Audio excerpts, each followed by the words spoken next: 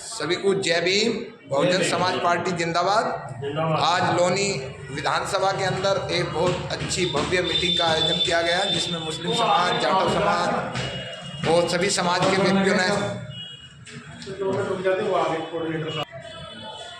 लोनी में भव्य एक सुंदर कैडर कैंप का आयोजन किया गया, जिसके अंदर हमारे सम्मानित गाजियाबाद के जिलाध्यक्ष विजय सिंह बाबूजी और पूर्व मंत्री पन्नालाल कश्यप जी, महासचिव और सभी साथी मौजूद हैं। तो मैं चाहूँगा सम्मान के अधिकार पर टाइम देने के लिए आपको बहुत बहुत साधुवाद, धन्यवाद। मंत्री जी, आप ओबीसी समाज से आते हैं। बहुजन समाज पार्टी ने सभी लोगों को जोड़कर एक वो बनाया था झंडा, सामान्य और काशीराम ने। जो लोग नेता बनने के लिए बहुजन समाज पार्टी में आते हैं और जरा सी चमक मिली और तुरंत वो बीजेपी कांग्रेस में भाग जाते हैं, ऐसा क्यों है?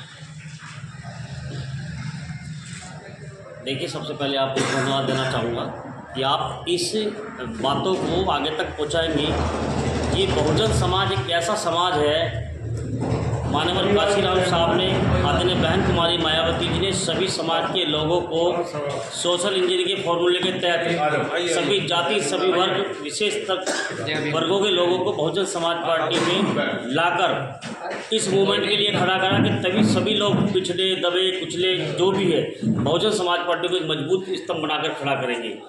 लेकिन कुछ लोग ऐसे हैं जो किसी बहकावे में आकर, चंगुल में आकर बहुजन समाज को धोखा देना चाहते हैं। उन लोगों को मैं कहना चाहता हूँ, उनका ऐसा बहिष्कार लोगों को होना चाहिए। और जो चले गए, आप कश्यप समाज से आते हैं, बहुत लंबी बातें हो जाएंगी। नरेंद्र कश्यप आज बीजेपी के अंदर है, जिसे एमएनसी भी बनाया और जिनको जो है राज्यसभा में भी भेजा और कश्यप समाज को सबसे बड़ी शक्ति दी थी। मौर्य समाज भी है और अखिलेश यादव जी पीडीएफ चला रहे हैं, दलित, मुस्लिम, पिछड़ा, और तीन राज्यसभा में भेज रहे हैं। एक मुस्लिम नहीं है, एक एससी समाज का नहीं है, एक पिछड़ा नहीं है, फिर क्या है ये?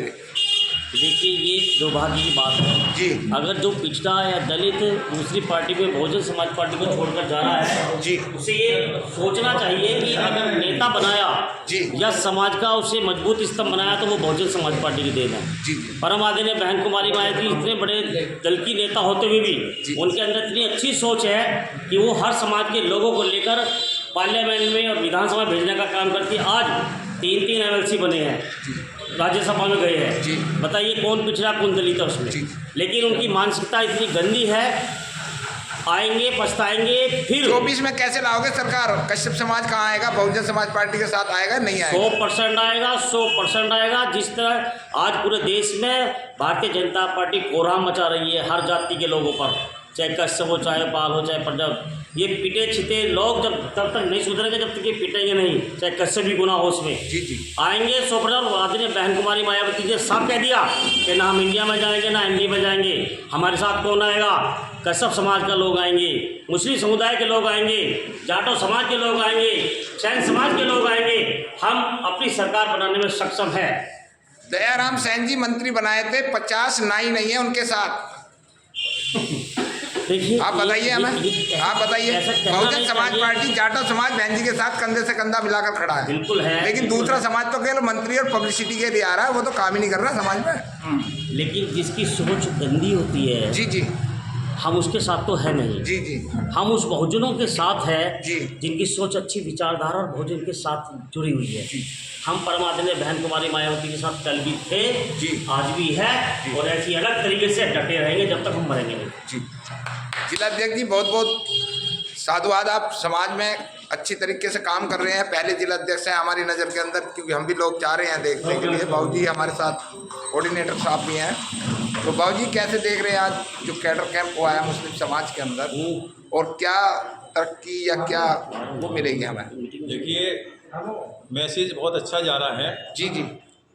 और अभी आपने इनसे पूछा था कि दयाराम सैन जी मंत्री बनाए थे सैन समाज से, जी, उनके साथ कोई नहीं नज़र आ रहा।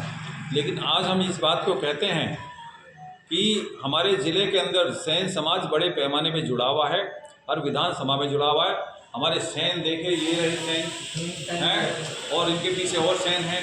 तो कहने का मतलब है सब समाज जुड़ रहा है। दूसरी बात यह है कि आज इंडिया ख़त्म हो चुका है, जो उनका गठबंधन था और जो मुस्लिम और जाट को जो आपस में भाईचारा बना रहे थे, ये एक साथ जाके वोट डालना चाह रहे थे लोग को, आज वो मुस्लिम समाज बिल्कुल उससे अलग हो गया है और वो अब उसके जयंत के साथ बिल्कुल नहीं है और जयंत के समाज भी इससे नाराज़ हैं।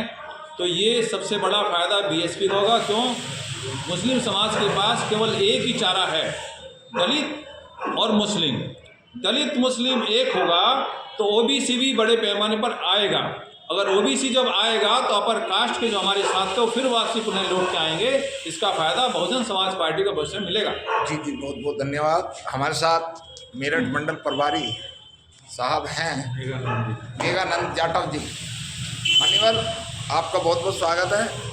और ये बताइए, अखिलेश यादव पीडीएफ चला रहे हैं, 3 राज्यसभा सांसद भेजे हैं उन्होंने, तो पीडीएफ का क्या रोल रहा? मुस्लिम कहाँ हैं, जाटव एससी समाज कहाँ हैं या और कहाँ हैं?